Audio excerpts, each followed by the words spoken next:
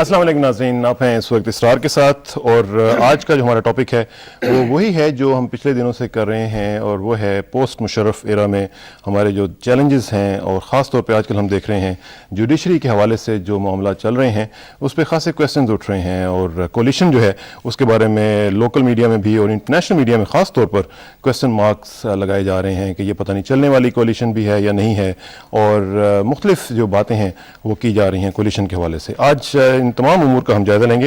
हमारे साथ एक बहुत ही रिच और पर्टिनेंट पैनल मौजूद है। सबसे पहले मेरे साथ तशरीफ रखते हैं नज़र मोहम्मद गोंदल साहब, वफाकी वज़ीर हैं एंटी नारकोटिक्स के और ज़राअत और खुराक का भी महकमा आपके पास है। उनके साथ तशरीफ रखते हैं सेनेटर इकबाल ज़फ़र झगड़ा साहब, पाकिस्तान मुस्लिम लीग नवाज़ के साथ ताल्लुक़ है। और साथ बैठे हैं सेनेटर मौलाना अब्दुल गफूर हैदरी साहब, ये UIF से मुताल्लिक़ हैं। और इनके साथ आखिर में तशरीफ रखते हैं ज़ाहिद खान साहब, सेक्रेटरी इत्तलात हैं ANP के। आपका सबका बहुत शुक्रिया। लेकिन नाज़रीन, आपको मालूम है कि आज जुम्मतुल मुबारक और जुम्मतुल मुबारक के हवाले से चंद अहादीस जो हमारी एक रवायत है वो हम जारी रखेंगे। कस्ब व तजारत के हवाले से कि क्या आदाब होने चाहिए कस्ब व तजारत के। सरवर कायनात सल्लल्लाहु अलैहि वसल्लम एक दिन तशरीफ फरमा थे। सुबह का वक्त था। एक कवि और मजबूत नौजवान का उधर से गुजर हुआ जो एक दुकान में चला गया। सहाबा रज़ी अल्लाह तआला अन्हुम अजमईन ने कहा कि ए काश ये शख्स अल्लाह की राह में इतनी जल्दी उठने का एहतमाम करता। आप सल्लल्लाहु अलैहि वसल्लम ने फरमाया कि ऐसा ना कहो, क्योंकि अगर कोई शख्स अपने वालिदैन और बच्चों की कफालत की गर्ज से ऐसा करता है तो यह भी अल्लाह की राह में जद्दोजहद का ही एक हिस्सा है। हाँ, अगर उसका मकसद महज लाफजनी, तफाखुर और तवंगरी है तो फिर उसकी भागदौड़ शैतान की राह में है। रसूलुल्लाह सल्लल्लाहु अलैहि वसल्लम ने फरमाया कि जो शख्स रिज़्क़ हलाल तलब करता हो और उसका मकसद मखलूक से बेनियाजी और अपने पड़ोसियों और अइज़ा की कफालत और खिदमत हो तो क़यामत के दिन उसका चेहरा 14वीं के चांद की तरह मुनव्वर और रोशन होगा। और फरमाया कि हाथ से काम करने वाले शख्स को अल्लाह ताला महबूब रखते हैं। हज़रत ईसा अलैहिस्सलाम ने एक शख्स को देखा तो पूछा कि क्या काम करते हो? उसने अर्ज़ किया कि इबादत। आप अलैहिस्सलाम ने उसके माश के मुतालिक पूछा तो उसने कहा कि मेरा भाई मुझे खाना वगैरह मुहैया कर देता है।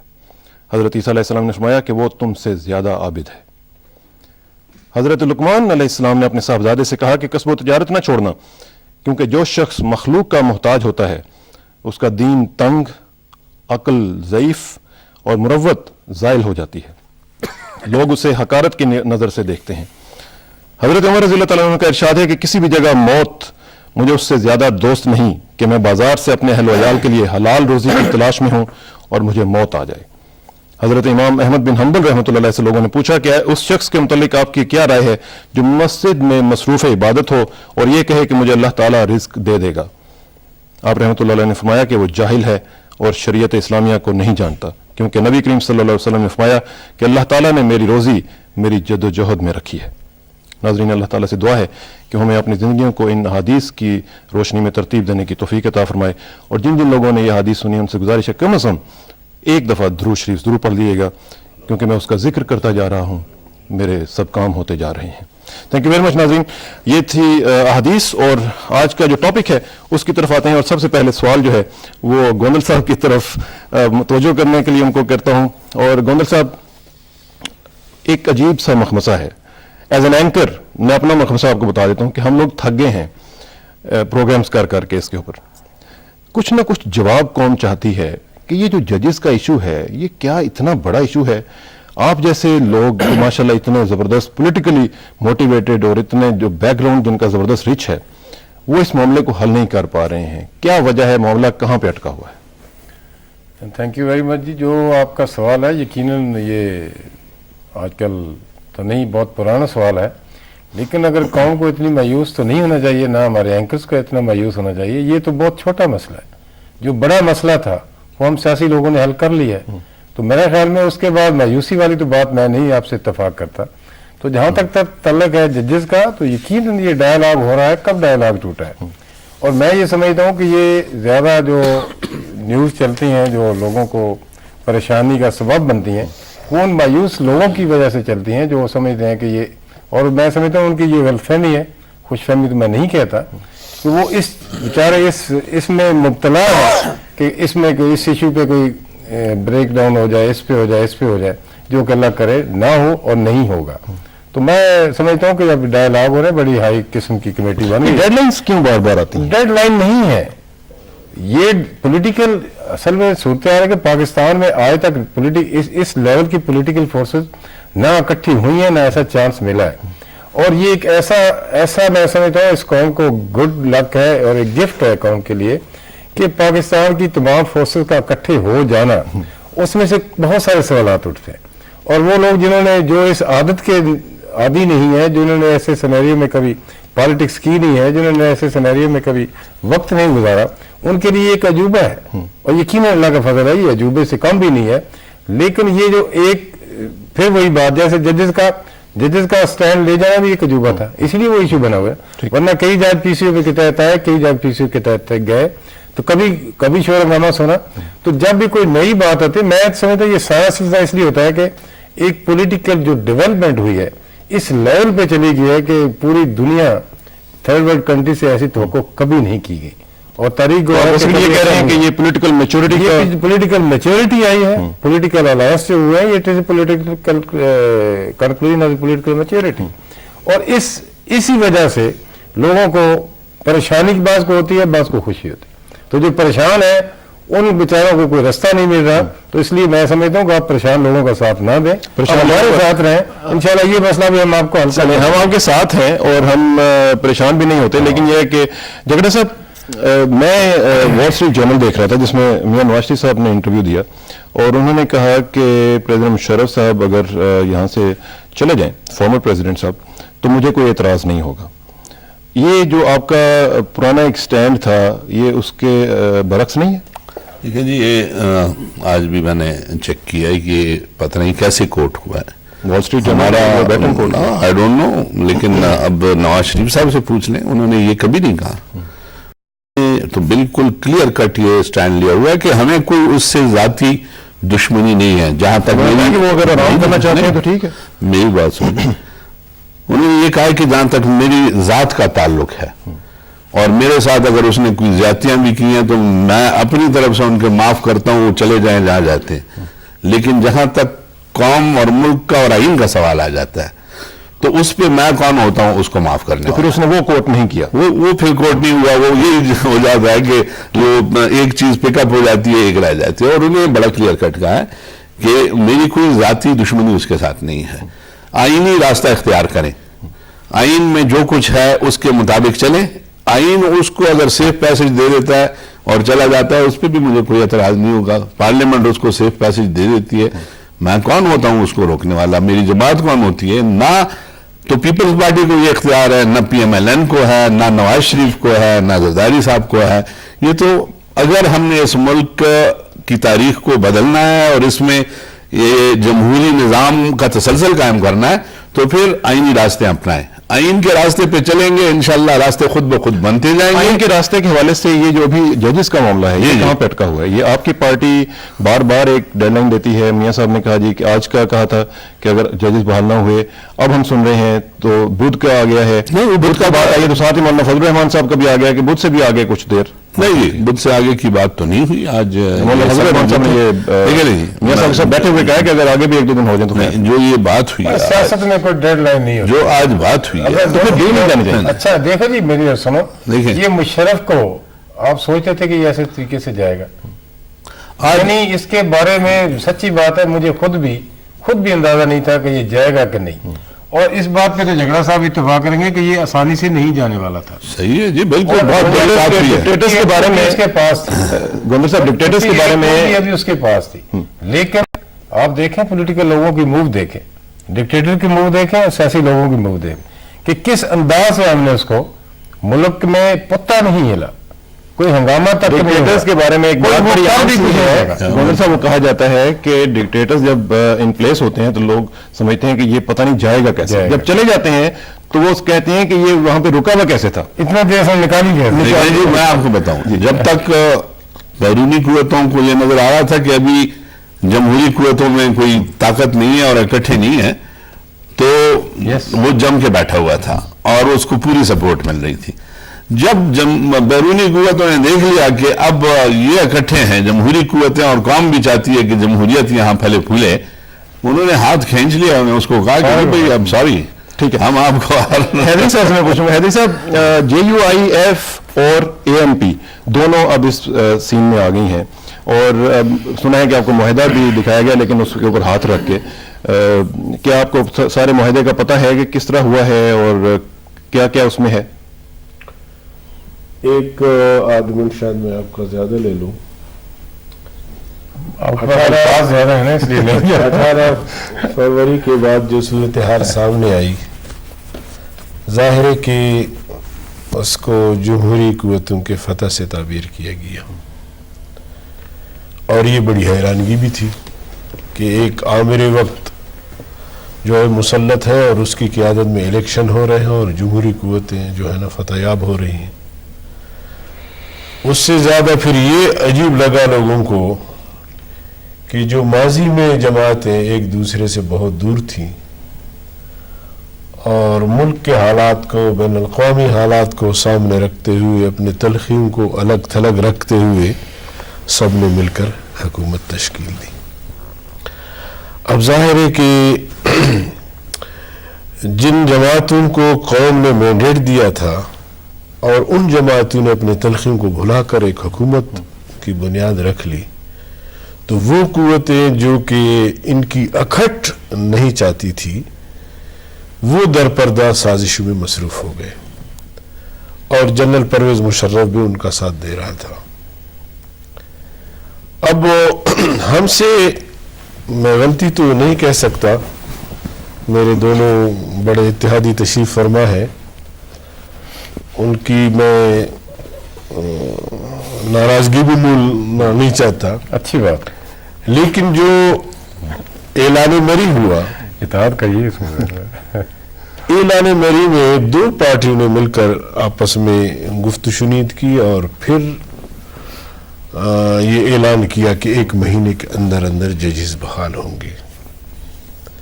ہم دو پارٹیوں نے تقریباً اپنے تحفظات کا اظہار تو کیا، لیکن ہم نے کہا کہ دو بڑی پارٹیوں نے اگر ایک بات طے کی ہے تو ہمیں قبول ہے، ادھر ادھر دیکھنے کی ضرورت نہیں ہے۔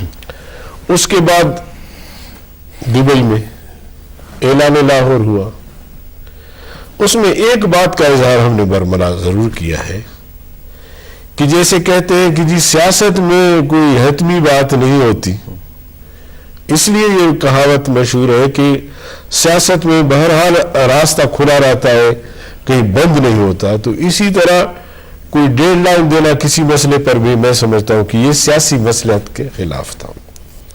ظاہر ہے دیکھیں اس کولیشن میں ہم 4-5 جماعتیں شریک ہیں،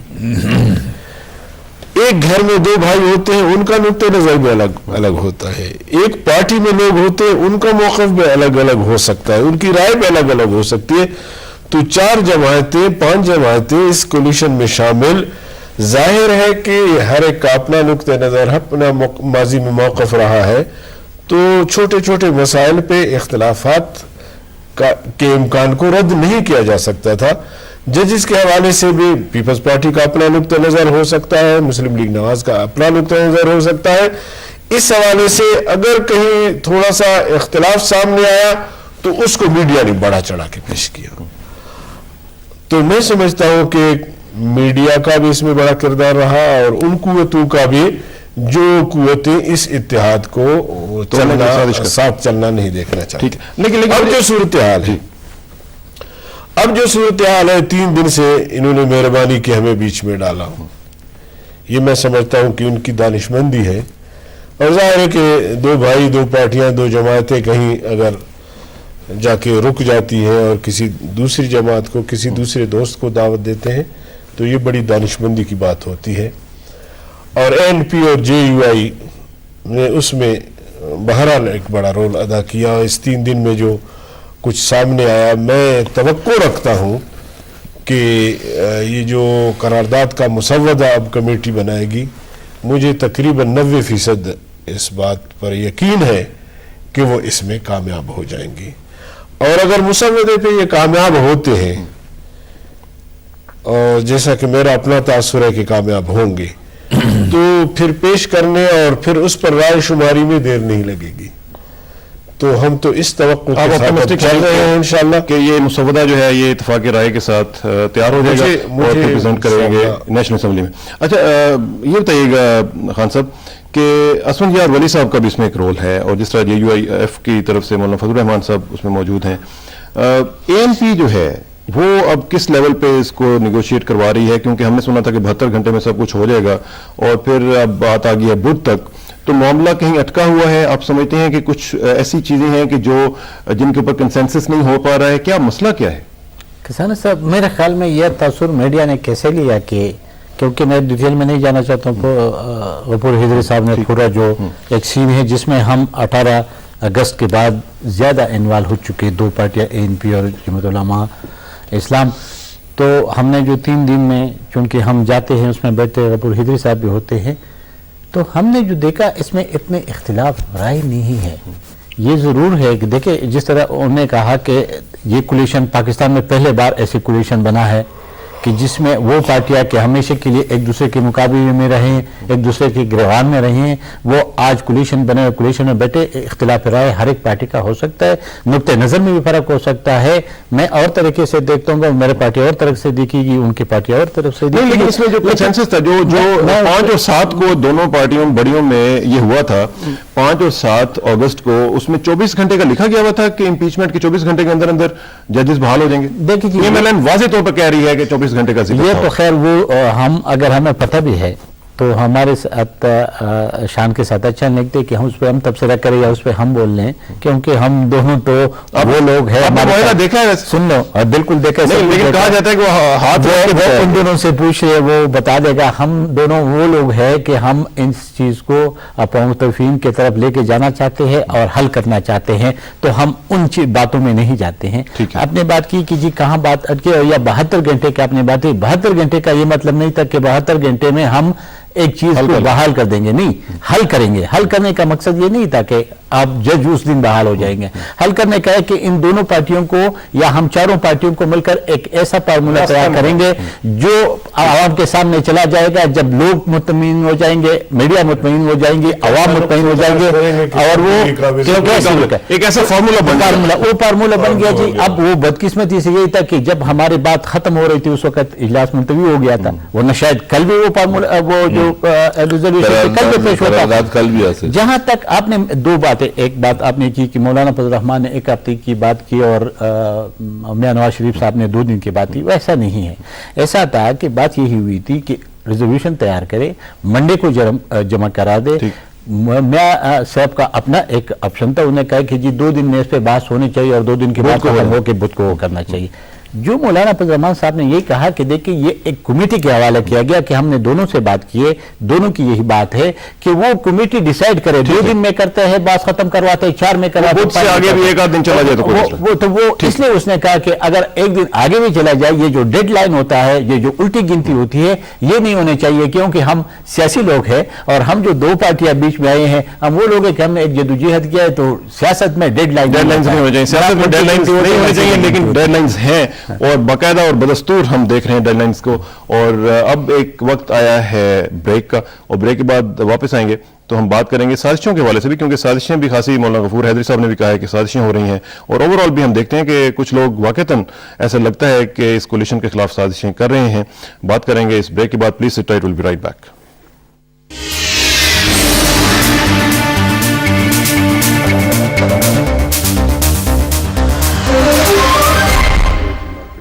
ویلکم بیک ناظرین. بات ہو رہی ہے کولیشن کے حوالے سے اور چیلنجز کے حوالے سے.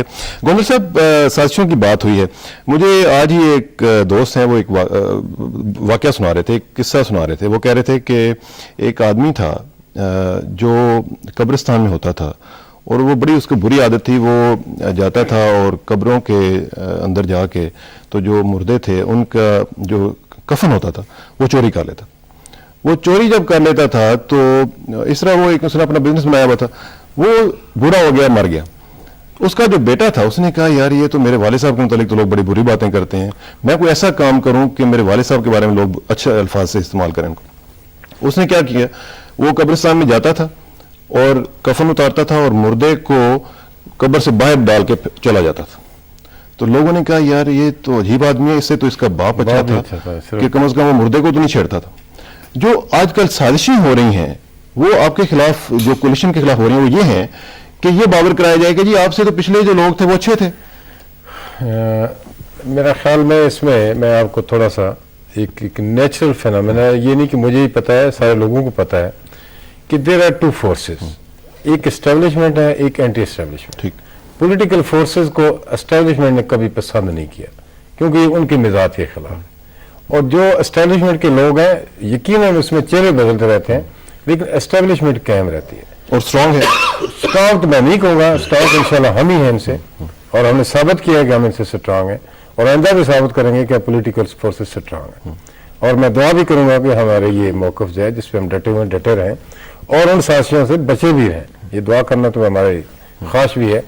और वो एस्टेब्लिशमेंट जिसने इस मुल्क को 60 साल तक अपनी मर्जी से चलाया, तो जनाब आपका क्या ख्याल है कि इन 6 महीनों में वो साजिशी जो है वो ख़त्म हो जाएंगे?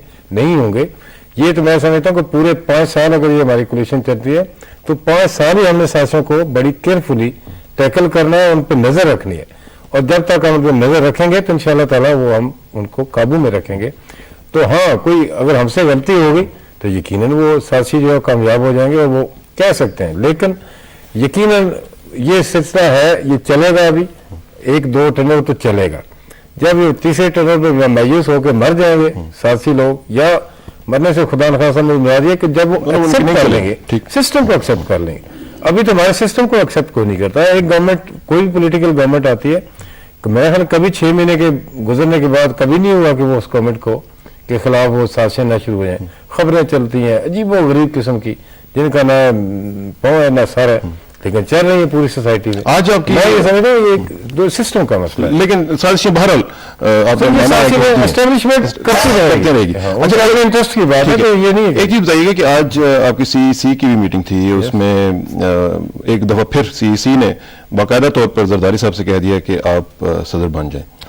तो एक तो ये है कि आपकी पर्सनल ओपिनियन कि जरदारी साहब को सदर बनना चाहिए, और क्या वो बन रहे हैं? मैं एक तो पहले आपको कहूँ कि इसे ये अर्ज करूँ कि पॉलिटिकल जब कोई डिसीजन होते हैं वहाँ पर अपनी पर्सनल ओपिनियन दी जाती है, वहाँ हमने दी होगी, ठीक, बहुत सारे लोगों ने डिफरेंट ओपिनियन दी होगी, लेकिन जब ये कंसेंसस हो गया है, जब सीईसी ने एक मुतफिका तौर पर या आखिर पे जब इत्तेफाक राय हो गया है कि अब हमारे प्रेसिडेंट बने, सीईसी ने फैसला कर दिया है कि हमारी ख्वाहिश है, हम चाहते हैं कि आसिफ अली जरदारी, सेनेटर आसिफ अली जरदारी हमारे प्रेसिडेंट बने, अब फैसला उन्होंने करना है। तो क्या ये फिर कोलिशन में नहीं ये मामला जाएगा? पहले पार्टी में जाता है, उसके बाद कोलिशन में जाएगा। झगड़ा साहब, जरदारी साहब को उनकी पार्टी ने कह दिया है मुतफिका तौर पर, उधर से एमक्यूएम ने कह दिया है कि जनाब आप सदर, तो रेजोल्यूशन में उन्होंने भी कहा। तो इसमें आपकी पार्टी का क्या व्यू है? क्योंकि जाहिर है कि कोलिशन का मामला है और आपने तो कहा कि कंसेंसस कैंडिडेट जो है वो आना चाहिए, तो इस हवाले से आपको कॉन्फिडेंस मिल गया? कि देखिए जी, जिस तरह इन्होंने फरमाया कि पहले ये मसले जाते हैं अपनी पार्टी में, और पार्टी की तरफ से इन्होंने जो भी फैसला किया है वो तो पार्टी का फैसला है। फिर कोलिशन का बहुत वाज़ेह तौर पर इस एग्रीमेंट में लिखा हुआ है कि एक कंसेंसस कैंडिडेट जो है मिल बैठकर हम वो इन्वॉल्व करेंगे और उसको सामने लाएंगे, तो ये इनका फैसला है। फिर खबरें आ रही हैं कि पीएमएलएन को जरदारी साहब के सदर बनने पर कुछ तहफ़्फ़ुज़ात हैं। नहीं जी, कोई तहफ़्फ़ुज़ात वाली बात नहीं है। हम तो ये कहते हैं कि कंसेंसस जिस पे हो जाए और ऐसा कैंडिडेट जो नेशनली एक्सेप्टेबल हो सबको, और वो अगर छोटे सूबों से आ जाए या कोई छोटी जमात से भी आ जाए, कोalition से बाहर किसी जमात से भी वो आ जाए, तो उसको भी आप जरूर कंसिडर करें, लेकिन ऐसा कैंडिडेट हो कि पूरा नेशनल लेवल पे उसकी एक्सेप्टेबिलिटी हो, तो हमें कोई उस पर चाहे लोगों से आपकी पार्टी ने नाम दिए हैं, आप उनके ऊपर स्ट्रिक्ट हमने अभी नाम दिए नहीं है, ये तो नहीं, ये तो ऐसी डिस्कशंस हुई है, लेकिन फॉर्मली अभी तक ना तो इस पे डिस्कशन हुई है, ना बैठे हैं, ना किसी ने नाम दिए हैं। मेंशन हुए हैं जी, ये हो जाए फतियार वली खान का नाम हुआ है, मंगल साहब का नाम आया है, इस किस्म। लेकिन अगर जरदारी साहब का नाम आता है तो आप सपोर्ट करेंगे?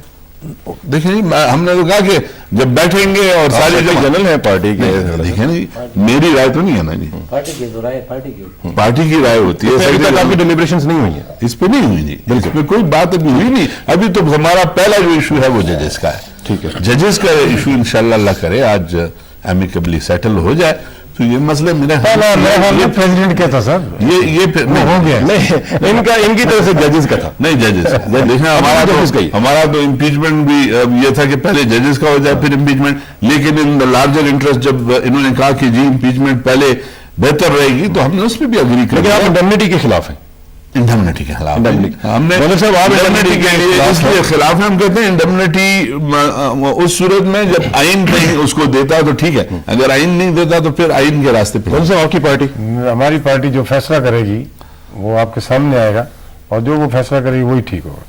انڈیمنیٹی کے اوپر آپ نے ڈپلومیٹک آنسر دیا ہے۔ اچھا غفور حیدری صاحب، انڈیمنیٹی ایک بہت بڑا ایشو ہے، عوام جو ہے، میں اس دن بھی دیکھ رہا تھا کہ ایک سروے میں 65% آف پاکستانیز جو ہیں وہ کہہ رہے ہیں کہ جی پریزیڈنٹ صاحب کو دیکھا جائے ان کا جو ٹینیئر ہے اس میں جو غلطیاں ہوئی ہیں ان کو ہی must be taken to task. اب یہ آپ کی پارٹی اس میں کیا کر رہی ہے؟ آپ انڈیمنیٹی کے حق میں ہیں یا آپ چاہتے ہیں کہ اس کے خلاف رہا جائے؟ اس حوالے سے جے یو آئی میں ایک بڑی مضبوط رائے ہے کارکنوں کی، ساتھیوں کی، دوستوں کی، کہ جنرل پرویز مشرف کا کڑا احتساب ہونا چاہیے، اور اس 9 سالہ دور میں اس نے جو اقدامات کیے ہیں، اس نے جو بے گناہ لوگوں کے قتل میں اپنے ہاتھ رنگے ہیں، چاہے جامعہ حفصہ ہو، چاہے قبائلی علاقے ہوں، چاہے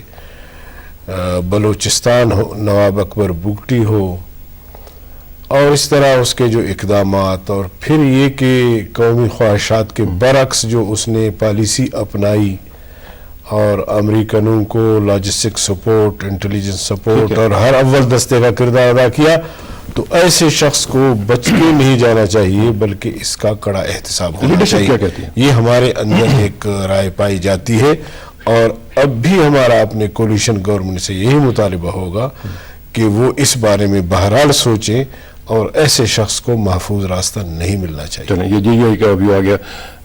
اسفندیار غنی صاحب کا کیا ویو ہے اس حوالے سے؟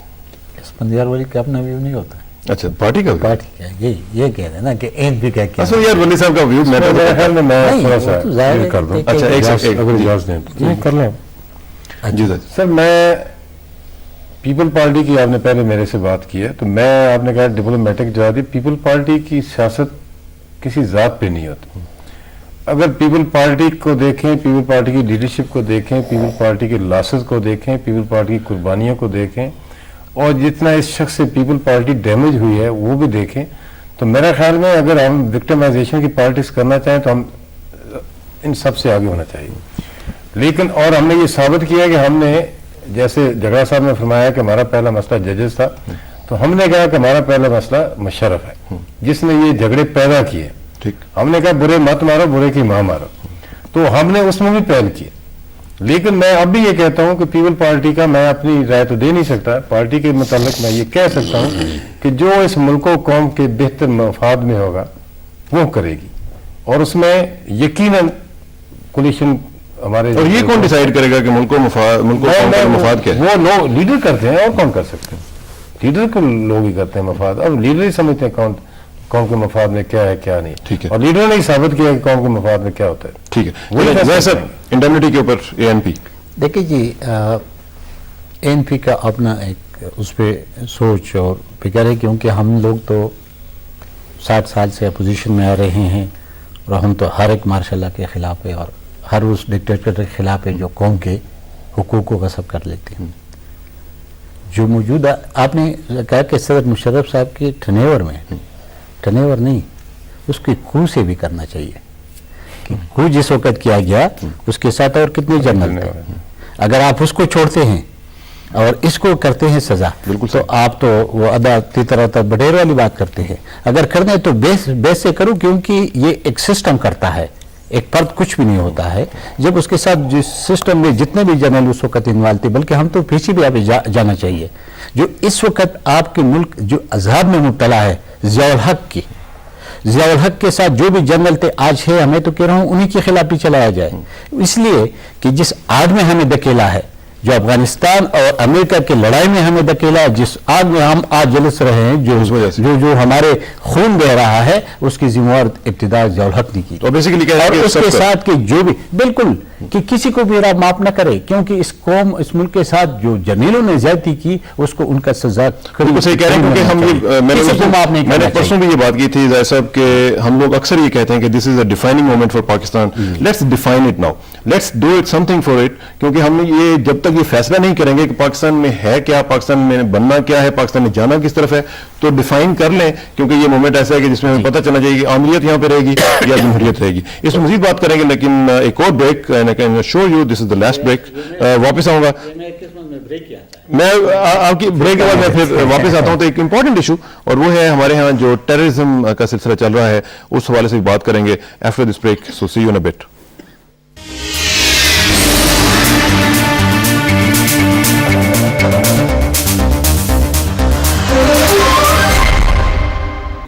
वेलकम बैक नाजरीन। बात हो रही थी कोलिशन और इसके चैलेंजेस के हवाले से, और मैं देख रहा था कि कुछ जो इंटरनेशनल मीडिया है उसका भी थोड़ा सा जिक्र कर लिया जाए। वॉल स्ट्रीट जर्नल का पहले हमने जिक्र किया। वॉल स्ट्रीट जर्नल में ही हमारे एम्बेसडर साहब जो हैं हुसैन हक्कानी साहब अमेरिका में, उन्होंने एक कॉलम लिखा है और उसका उन्वान है America is better of without Musharraf, और उसमें लिखते हैं कि with Musharraf gone the United states need not take blame for his actions, particularly those unrelated to international cooperation in fighting terrorists. Musharraf's exit is not a loss.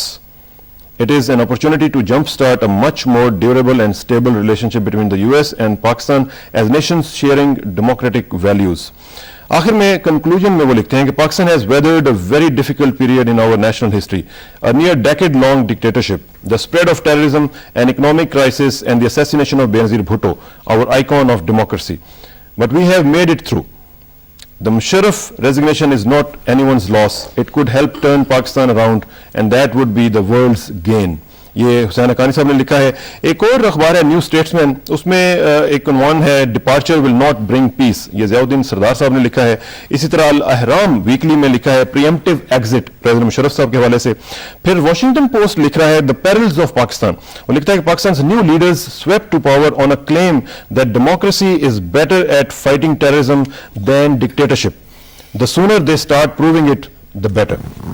और फिर the Canberra times लिखता है high cost of when glory, और फिर Atlanta journal constitution जो कि Atlanta का बड़ा जबरदस्त अखबार है, अ लेसन फ्रॉम पाकिस्तान। ये है एक चीज जो इसमें बड़ी इंपॉर्टेंट है, वो वॉशिंगटन पोस्ट ने लिखी है कि जो जमहूरी कुव्वतें थी वो कहती थी कि वॉर ऑन टेरर को लड़ने के लिए जमहूरियत बहुत जरूरी है, अब उन्हें ये प्रूव करना पड़ेगा। जाहिर साहब आप मुझे गिला कर रहे थे कि आपके ऊपर राउंड खत्म हो जाता है, मुझे ये बताइएगा कि इस वक्त मेरी नजर में पाकिस्तान का सबसे जो बड़ा प्रॉब्लम है, मेरा ख्याल है कि जजेस का भी इशू बहुत बड़ा है, लेकिन ये जो आपके सूबे में, अब मेरा ख्याल है कि उसको सिर्फ आपके सूबे का मसला नहीं कहा जा सकता, वो पूरे मुल्क का मसला बन चुका है। और जो कल वाकया हुआ है वहां में और उससे जो पहले वाकयात हुए हैं, आपको मालूम है, ये जमहूरी कुव्वतों के लिए एक चैलेंज है कि इसको कैसे हैंडल किया जाए। आपका सूबा जो है उसमें हुकूमत आपकी है, आप क्या कर रहे हैं? देखिए किसान साहब, आपने बहुत अच्छी बात की, और ये भी अच्छी है आपने की कि जब हम ये चीख रहे थे कि ये मसला सिर्फ हमारे सूबे का नहीं है, जिस तरह हमने कहा था, वो लंबे में जाना नहीं चाहता हूँ। अफगानिस्तान में जब आग लगा तो हमें ये उधर नहीं रुकेगा, ये इधर ही आएगा, फिर इधर आया, उसके बाद आपने देखा कि यहाँ पे आए। देखिए जमहूरी कुव्वतें जिस दिन आए, ये जो 9/11 के बाद जो शुरू हुआ था वो आज तक चल रहा है। लेकिन बदबख्ती से ये हुआ कि जब अफगानिस्तान के वार में हम शरीकों के एक ऐसे हमने पैदावार पैदा की कि अभी हमें उसका खुद समझ नहीं आता है। मैं मिसाल के एक आपको देखता हूँ, इसको ज़रा देखे। अब अल्ताफ हुसैन भाई कह रहे हैं कि जी कराची में तालिबान आ गए, हम भी चीख रहे कि जी तालिबान नहीं है। मौलाना फजल रहमान साहब जी भी चीख रहे कि तालिबान उधर नहीं है, लेकिन कौन कहते हैं कि उधर तालिबान है? मुल्ला उमर यहाँ से बयान दे देता है और वो कहते हैं कि हमारे तालिबान वहाँ मौजूद है और जब भी हम चाहे वहाँ पे अटैक कर सकते हैं। ये है कि नहीं? ये दोनों के लिंकिंग कहाँ से होती है? ये ऐसी हालात अभी हमारी मैं अपनी सूबे की बात कर रहा हूँ। जब हम इस इत्तेहाद को बचाने की कोशिश कर रहे हैं, खुदा रहा आपको जब वहाँ देखेंगे, अब उस कुर्सी पे क्या करोगे? वो जज क्या कर सकेगा जिसमें रोज खून बह रहा हो, जिस मुल्क में जिसमें किसी को यह भी न पता हो कि मैं जिंदा बचूंगा कि भी नहीं बचूंगा। اب ہماری صوبے کا تو یہ صورتحال ہے کہ یہ بھی پتہ نہیں چل رہا ہے کہ آپ بات کس سے کریں. ہم نے آپ کے سامنے 2 ایگریمنٹ کر دی. ایک ایگریمنٹ ہم نے مولانا صوفی احمد صاحب کے ساتھ کیا جس کو جیل سے چھڑا دیا.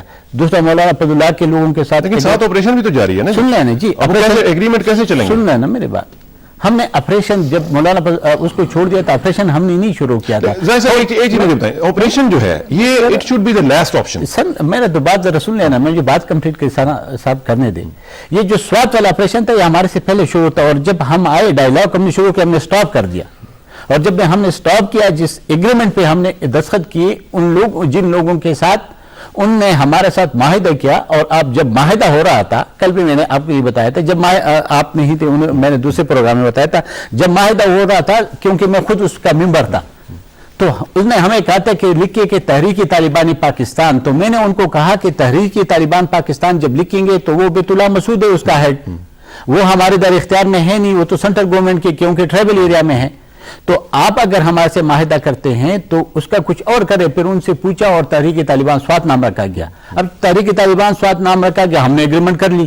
جب ایگریمنٹ کر لی, وہ لوگ جو ان کے 42 لوگ جیل میں تھے, اس میں سے 19 لوگ ہم نے رہا کر دیے.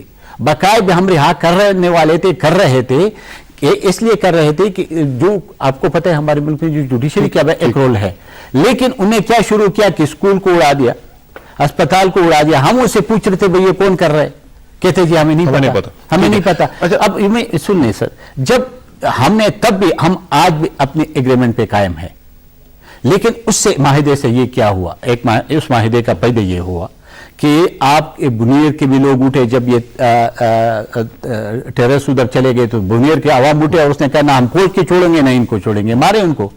دیر میں آئے, میرا اپنا ڈسٹرکٹ ہے, وہاں لوگ اٹھے, انہوں نے کہا کہ جی ہم نہ فوج کو آنے دیں گے نہ ان کو ادھر رہنے دیں, ان کو بھی نکال دیا. عوام ابھی موبلائز ہو رہا ہے. ان لوگوں نے آج تک اس کو ایکسیپٹ نہیں کیا. اور جب ہم نے انہیں ہنگ میں ہوا واقعہ, سوات کے طالب کہتے کہ جی میں تو بیت اللہ مسعود کے حکم کے تعمیل کروں گا, اگر وہ مجھے کہتے میں معاہدہ میرا توڑ دیا.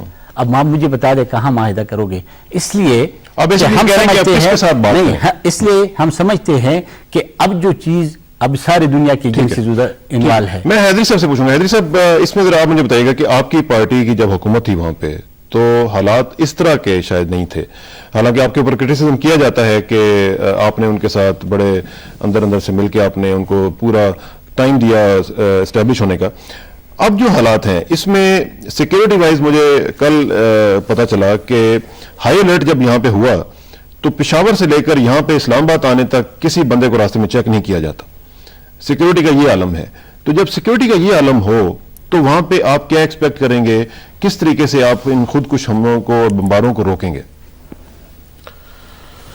جمعیت علماء اسلام کا ایک موقف رہا ہے کہ طاقت کے بجائے مفاہمت اور مذاکرات کے ذریعے مسائل کو حل کیا جائے.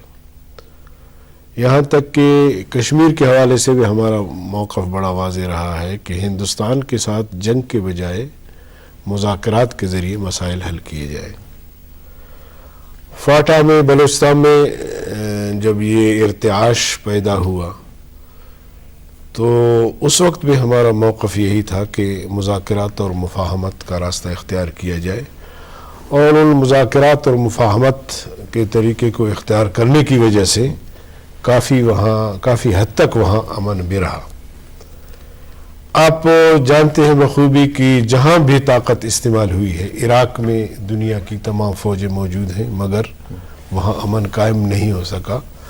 افغانستان میں نیٹو کے افواج موجود ہے, پاکستان سپورٹ دے رہا ہے, اس کے باوجود افغانستان میں آج تک امن قائم نہیں ہوا.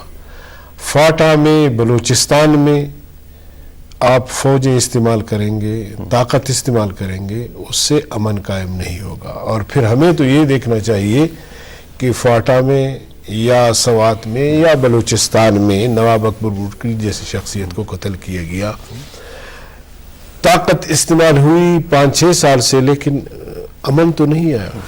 تو اس لیے میں سمجھتا ہوں کہ ہمیں مفاہمت کا راستہ اختیار. بعض لوگ یہ کہتے ہیں کہ جب تک یہ بندوق نہیں پھینکیں گے اس وقت تک ہم ان سے بات نہیں کریں گے.